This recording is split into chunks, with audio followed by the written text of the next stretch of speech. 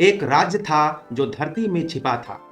एक जमीन थी जिसको किसी और ने अपना माना। पेड़ों की सरसराहट में एक आवाज थी आजादी की। यह कहानी है उस भूमि की जहां हर पत्थर ने विद्रोह देखा है, जहां मिट्टी में अब भी संघर्ष की गंध है। 15 नवंबर 2000 की मध्य रात्रि को भारत के नक्शे पे उभरा एक नया नाम, झारखंड का, जो भारत का 28वां राज्य बना। लेकिन इस रात से पहले सदियों लंबा संघर्ष था। आंसुओं और बलिदानों की कहानियां थी। झार मतलब झाड़ी, जंगल, और खंड मतलब भूमि का टुकड़ा, यानी शाब्दिक अर्थ में कहे तो जंगलों की भूमि। यह सिर्फ एक नाम नहीं है, यह पहचान है उन लोगों का जिन्होंने सदियों तक इस धरती को अपने खून, पसीने और मेहनत से सींचा है। भारत की 40% से अधिक खनिज संपदा इस भूमि के नीचे है, चाहे कोयला, लोहा, तांबा, अभ्रक, सब कुछ यहीं से। फिर भी यह देश का सबसे गरीब इलाका कहा गया, क्योंकि अधिकार उन लोगों के हाथों में थे जिन्हें इस मिट्टी का मोल ही नहीं पता था, इस मिट्टी का भाव ही नहीं पता था। सन 1875 में रांची के पास एक छोटे से गांव में एक वीर पुरुष, एक धीर पुरुष का जन्म हुआ, धरती आबा बिरसा मुंडा का। उन्होंने देखा कैसे अंग्रेज यहां के लोगों की जमीन को छीन रहे थे, लोगों के साथ शोषण कर रहे थे, कैसे आदिवासी अपनी ही जमीन पर पराया बने हुए थे और बेगारी कर रहे थे। और फिर 1899 ईस्वी में बिरसा ने कहा कि अब बहुत हुआ, अब सहने की जरूरत नहीं है, और उन्होंने शुरू किया सबसे बड़ा आंदोलन, महाउलगुलान। जल, जंगल, जमीन, यही उनका नारा था।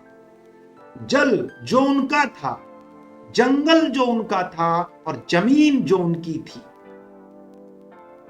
बिरसा मुंडा के इस पराक्रम और इस बहुत बड़े लेवल के आंदोलन को देखकर अंग्रेजों के दिल कांपने लगे, और 1900 ईस्वी में रहस्यमय तरीके से उन्हें जेल के अंदर मार दिया गया। लेकिन धरती आबा ने जो सपना देखा था, वो आज भी सपना हमारे आसपास में जीवित है, क्योंकि आज इस राज्य के अंदर छोटी से लेकर सबसे बड़ी सभा होती है तो इस महापुरुष का नाम अवश्य लिया जाता है। इसलिए आज हमें ये लगता है इस महापुरुष का सपना जिसने देखा था, वो आज भी हर झारखंडी के दिल में अभी भी उसी रूप में जिंदा है।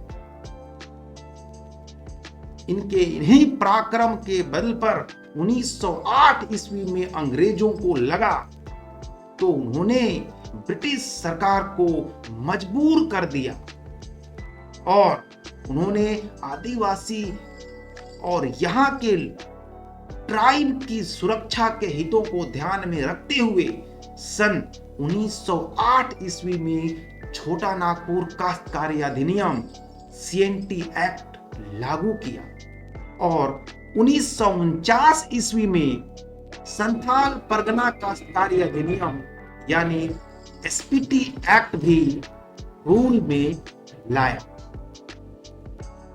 इन दोनों कानूनों का एक ही उद्देश्य था, आदिवासी और मूलवासियों के भूमि की रक्षा कर, ताकि कोई बाहर के लोग यहां उनकी जमीन की खरीद बिक्री नहीं कर सके। पर कानून तो बन गया, लेकिन नीयत कहां थी? आज भी आदिवासियों की भूमि को खरीदा बेचा जा रहा है, और ये नियम और कानून धरे के धरे हैं। खैर, आजादी के बाद झारखंड की मांग अब आंदोलन बन चुकी थी। हर लोगों की जुबान पर एक अलग राज्य पाने के लिए निकल रहा था।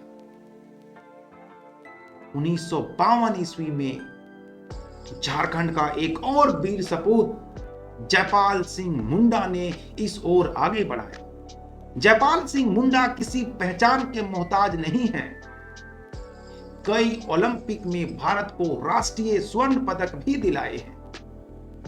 इन्होंने एक नई पार्टी बनाई, झारखंड पार्टी, और इस पार्टी ने पहले ही चुनाव में एक ऐतिहासिक जीत दर्ज की और इसे 32 सीटें एक ही चुनाव में मिले, जिससे पूरे राज्य की ज्योग्राफी और मनोदशा बदल गई। बिहार सरकार का मन हिल गया और फिर आई एक नई लहर। 1972 ईस्वी में झारखंड मुक्ति मोर्चा यानी जेएमएम का गठन किया गया। शिबू सोरेन, विनोद बिहारी महतो और ए.के. राय, इन्होंने संघर्ष की वो गाथा लिखी जिन्हें इतिहास में सुनहरे अक्षरों में लिखा गया है। आज भी ये हमारे लिए संघर्ष के प्रतीक हैं। दूसरी ओर यहाँ के युवाओं ने भी अलग मोर्चा निकाला। इन्होंने भी इस राज्य की आजादी के लिए कई संघर्ष लड़े और इसी में गठन किया गया अखिल छात्र संघ यानी AJSU, all Jharkhand student union, और इसने नारा रखा कि झारखंड अब अलग राज्य होगा और हम इसे लेकर ही रहेंगे। 1998 से 2000 ईस्वी तक यह 3 साल झारखंड के इतिहास के लिए सबसे महत्वपूर्ण वर्ष थे, क्योंकि उस दौरान के प्रधानमंत्री अटल बिहारी वाजपेयी ने यहाँ के लोगों से, यहाँ के जनता से वादा किया था कि आपकी मांग को ध्यान में रखा जाएगा और आपको एक अलग राज्य का दर्जा मिलेगा। खैर, प्रधानमंत्री ने अपना वादा निभाया और एक झारखंड को नए राज्य के रूप में मान्यता दी। वो दिन था 15 नवंबर 2000 ईस्वी रात के 12 बजे और इसी वो सुनहरे पल में आज हमारे झारखंड का जन्म हुआ। लोगों की आंखों में आंसू था, लेकिन उन आंसुओं में खुशी भी थी और गर्व भी महसूस हो रहा था। अब ये राज्य सिर्फ खनिजों का ही नहीं है, इस राज्य में संस्कृति का भी भंडार और खजाना भरा हुआ है। इस राज्य में 32 जनजातियों के साथ साथ कई अलग अलग समुदाय के लोग बड़े प्यार से एक दूसरे के कोऑपरेशन से और सहयोग से रहते हैं। मजे की बात यह है कि सबकी अपनी अपनी भाषाएं, पोशाक, पहचान है। इतनी डाइवर्सिटी होने के बाद भी सब एक दूसरे के साथ बड़े प्यार से रहते हैं। राज्य की एक शान छऊ नृत्य जो किसी पहचान का मोहताज नहीं है, देश विदेश में इसकी चर्चा है। यह हमारे जिला सरायकेला की शान है। इसकी भव्यता और दिव्यता को देखते हुए यूनेस्को ने इसे विश्व धरोहर की श्रेणी में शामिल किया। राज्य में सोहराई पेंटिंग खासकर हजारीबाग रामगढ़ के क्षेत्रों में महिलाओं के द्वारा बनाया जाता है, जिसमें मिट्टी और प्राकृतिक रंगों का प्रयोग किया जाता है। और संगीत की बात कहूं क्या, यहाँ एक कहावत है कि जब यहाँ के लोग चलते हैं तो वही नृत्य बन जाता है, और जब यहाँ के लोग बोलते हैं तो इनकी बोली में ये मिठास होती है कि इनकी बोली ही संगीत बन जाती है। यहाँ का डमकच और नागपुरी गीत किसके जुबां पे नहीं होता। वो प्यार, मोह और अपनापन ऐसा लगता है जो झारखंड को झारखंड की धरती से पूरा जोड़ के रखता है। ये क्षेत्र कभी जो शिक्षा से काफी दूर था, यहाँ साक्षरता इतने लो लेवल पे था, वही झारखंड आज ज्ञान की दिशा में आगे बढ़ रहा है। कई कॉलेज, कई यूनिवर्सिटीज, कई बढ़िया लेवल के स्कूल आज हमारे राज्य में हो चुका है। बात अगर साक्षरता दर की करें तो 1961 ईस्वी में साक्षरता दर इस क्षेत्र की मात्र 21% थी, जो आज बढ़कर 73% हो गई है। महिलाओं की साक्षरता दर में सबसे ज्यादा परिवर्तन हुआ है। आपको जानकर हैरानी होगी कि उस दौर में झारखंड में महिलाओं की साक्षरता दर मात्र 6% सिंगल डिजिट में थी, जो आज बढ़कर 66% हो गई है। आज हमारे राज्य में कई ऐसे शहर हैं, कई ऐसे जिले हैं जो आधुनिकता के प्रतीक बन गए हैं, जैसे रांची, धनबाद, बोकारो, जमशेदपुर और कई ऐसे राज्य के अंदर जिले हैं। भारत की 40% से अधिक खनिज संपदा वाला क्षेत्र अगर है तो वो झारखंड ही है। पर एक बात बोलकर मुझे बड़ा दुख लगता है कि यही 40% से अधिक खनिज संपदा इस राज्य के लिए श्राप बन गई है। धरती के नीचे जो लोहा, सोना, हीरा और चांदियां भरे हैं, वही धरती इस क्षेत्र के लिए भूख और गरीबी ला रही है। खनन कंपनियां ने तो अपनी कितनी दौलतें बढ़ा ली, लेकिन यहां के लोग मजदूरी, धूल और दर्द के सिवा कुछ नहीं मिला। ये बड़े विडंबना की बात है कि जिस धरती ने सोना दिया है,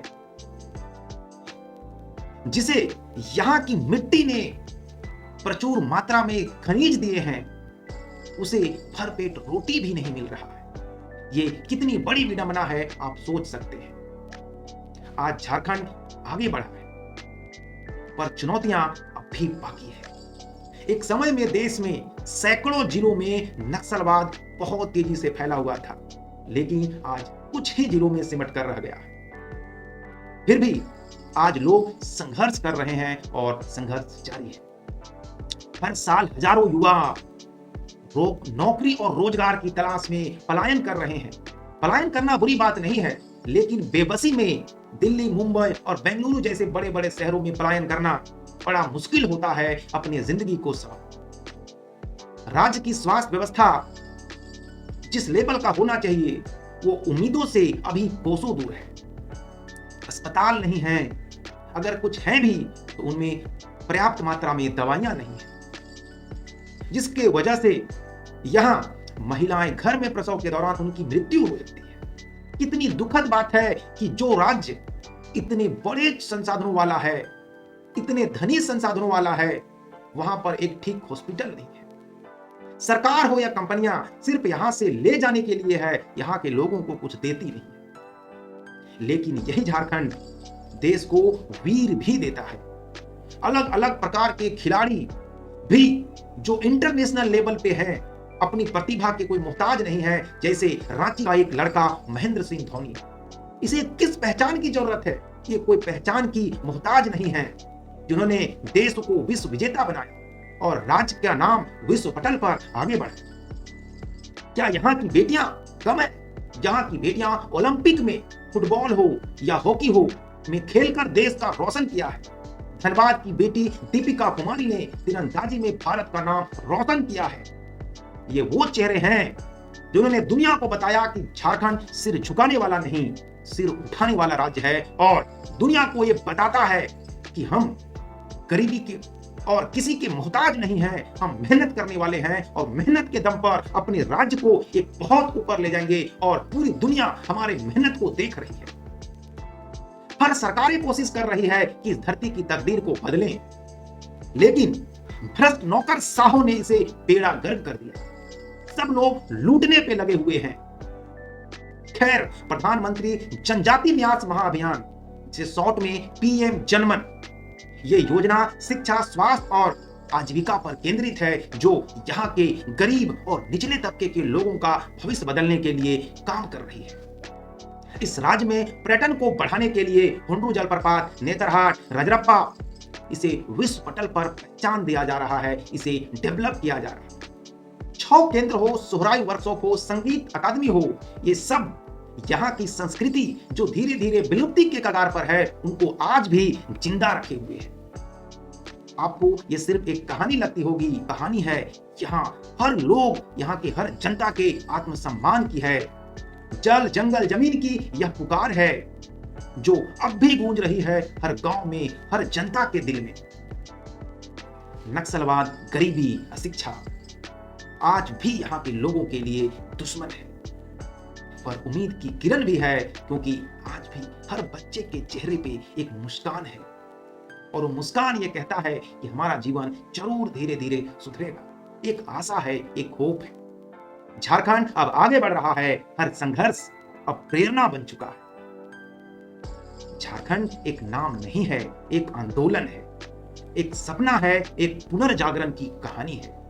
और हम सब झारखंडवासी इसे एक सबसे समृद्ध राज्य के रूप में इसे आगे ले जाने के लिए प्रतिबद्ध हैं। हम लोग, हर एक वर्ग के लोग कंधा से कंधा मिलाकर इस राज्य को सबसे ऊंचे पटल पर ले जाएंगे। इसी के साथ ये डॉक्यूमेंट्री समाप्त होती है। जय झारखंड, जय आदिवासी, जय सनातन।